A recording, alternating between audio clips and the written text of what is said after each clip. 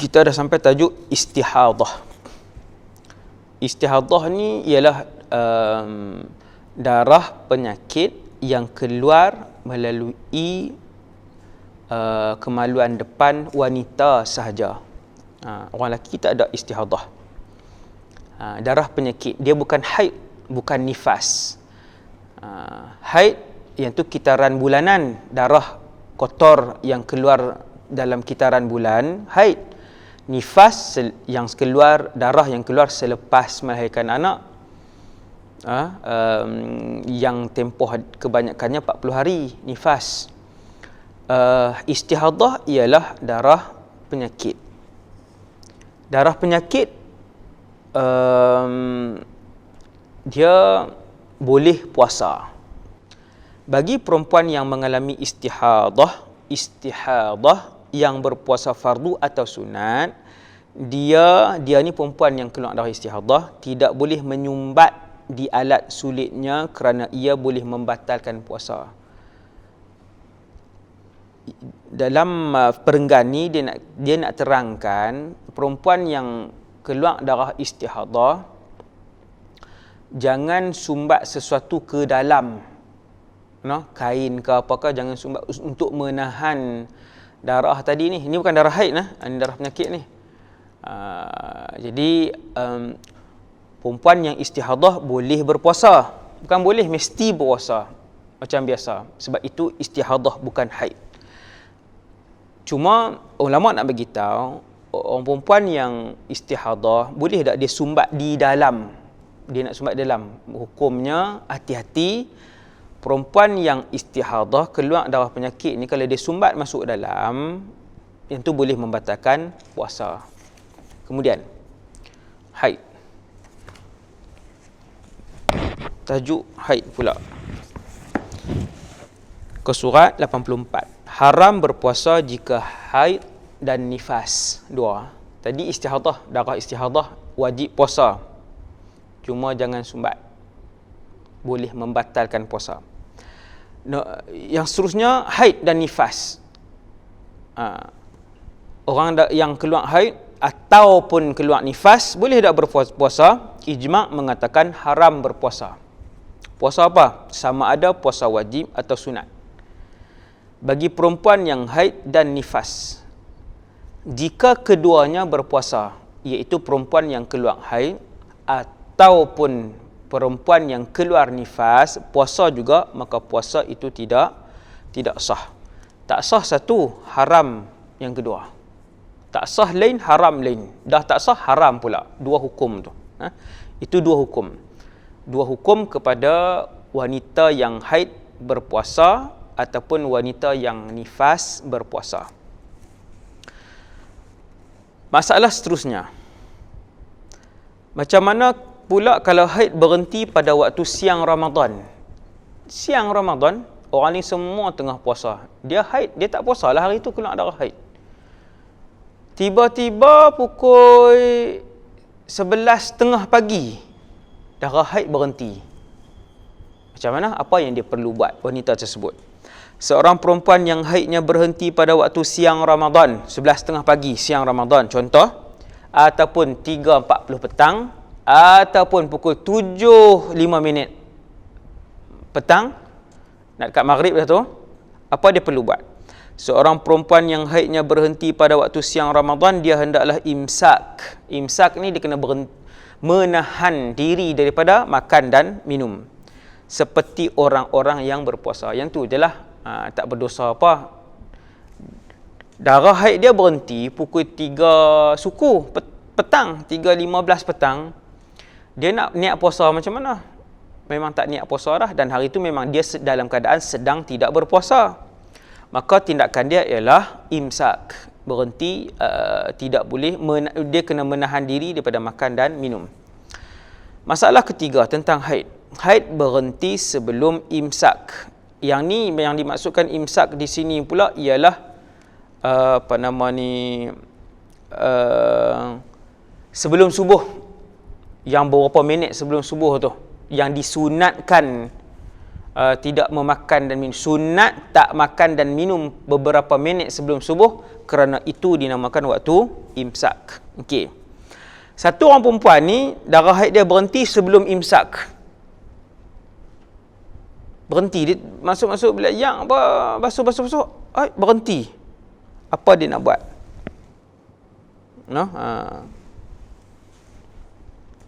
Perempuan yang telah bersih daripada haid atau nifas sebelum imsak, sunat dia mandi wajib sebelum waktu subuh. Dia wajib berpuasa pada hari itu. Ingat, imsak sekira-kira 10 minit. Dia pun tengok darah berhenti. Dia wajib niat nak puasa dan dia wajib berpuasa pada hari itu. Kalau dia tak puasa, dia berdosa dan wajib qada.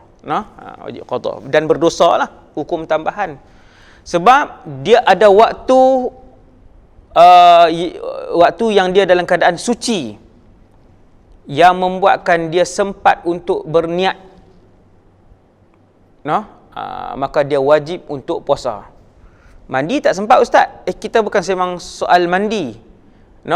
Mandi lepas subuh pun tak apa. Lepas subuh. Jadi darah dia berhenti 5.45. Pukul 6 subuh. Dia pun tengok, Allah dah berhenti darah.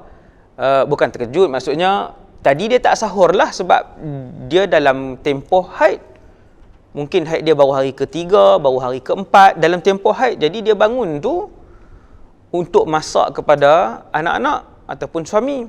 Tengok darah dia berhenti 5.45, 15 minit sebelum subuh. Maka dia pun makan. Makan apa semua, azan. Sampailah waktu azan, dia berhentilah. 5.55 dia pun dah berhenti apa semua, azan. Tak sempat nak mandi. Macam mana tak sempat nak mandi? Tak ada masalah. Sebab tidak ada dalam syarat sah puasa bersuci. Dia mesti bersuci untuk puasa dia sah. Tidak. Jadi sebab tu dia boleh bersuci selepas subuh. 6-10 minit contohnya. Subuh pukul 6, 6.10 baru dia nak mandi wajib. Boleh. Dibenarkan. Sekali lagi, perempuan yang telah bersih daripada haid atau nifas, sama. Haid atau nifas ni maksudnya keadaan yang sama. Haid darah lain, nifas darah lain. Keadaan tu. Contoh, darah nifas dia berhenti 10 minit sebelum subuh. Wajib tak dia berpuasa? Wajib. Sunat dia mandi wajib sebelum waktu subuh. Dia wajib berpuasa pada hari itu. Kenapa pengarang kata sunat dia mandi wajib? Dia, siapa dia ni? Wanita yang bersih daripada haid atau wanita yang bersih daripada nifas. Tu dia tu dhamir, hiya tu kembali kepada wanita haid ataupun wanita yang berhenti nifas. Sunat dia mandi wajib. Mandi tu wajib. Mandi sebelum subuh sunat. Bukan mandi tu mandi wajib lah. Disunatkan mandi wajib sebelum subuh. Wanita tadi ni dia kena bagi sempat lah, kan? Bagi sempat. Okey. Kalau pun tak sempat, maka tetap sah kalau dia mandi wajib lepas subuh. Berniat selepas haid berhenti. Ketika darah haid sudah berhenti, boleh untuk berniat melakukan puasa walaupun belum mandi. Boleh? Macam perempuan tadilah, macam wanita tadi, 5.45 darah haid berhenti ataupun 5.45 darah nifas berhenti. Wanita-wanita yang mursalin, dia akan keluar darah nifas sampai 40 hari kebanyakannya. Jadi contoh hari ke-32 berhenti, contoh. Kan? Okey. Ketika darah haid sudah berhenti, boleh untuk berniat melakukan puasa walaupun belum mandi kerana penghalang sahnya berpuasa ialah kerana haid. Yang menghalang dia berpuasa ialah haid. Dan haid telah pun berhenti. Haid telah pun berhenti. 5.45 tadi. Bukan kerana hadas. Walaupun dia masih dalam keadaan berhadas besar, tak mandi wajib lagi, disebabkan darah haidnya berhenti, dia belum mandi wajib, 5.45, dia duduk pulun nak makan, nak sahur dulu, maka tidak mengapa dia mandi selepas subuh. Sebab penghalang puasa tadi haid. Bukan hadas. Hadas tidak menghalang puasa dia. Sebab tu seseorang yang mandi wajib selepas subuh pun, maka puasa dia tetap sah. Bahkan kalau dia mandi wajib selepas habis subuh pun, kita kata, lepas habis subuh, 7.45 pagi baru mandi wajib, puasanya tetap sah. Ia berbeza dengan solat kerana penghalang sahnya adalah hadas. Penghalang sah solat adalah hadas. Kalau solat tak boleh semayang dalam keadaan hadas. No? Boleh tekah berpuasa dalam keadaan hadas? Orang tu berpuasa, no, dalam keadaan hadas. Boleh, sah puasanya. Solat tak boleh. Masalah kelima, belum mandi wajib walaupun sudah masuk subuh. Macam ni tadilah juga, no?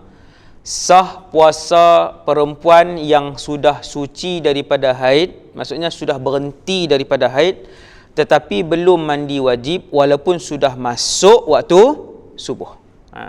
Ni bukan haid saja. Kalau orang lelaki yang berhadas besar berjimak sebelum subuh, kemudian lena jaga pukul 6.45, dah masuk subuh dah, 6.45 dah 6.45 dah. Adakah sah puasanya? Sah. Walaupun dia belum mandi wajib, kerana hadas tidak menghalang sahnya puasa. Hadas tidak menghalang sahnya puasa. Okey. Sah puasa perempuan yang sudah suci daripada haid tetapi belum mandi wajib walaupun sudah masuk waktu subuh. Jika dia sengaja melewat-lewatkan mandi wajib, hukumnya makruh. Hukum melewat-lewatkan mandi itu makruh.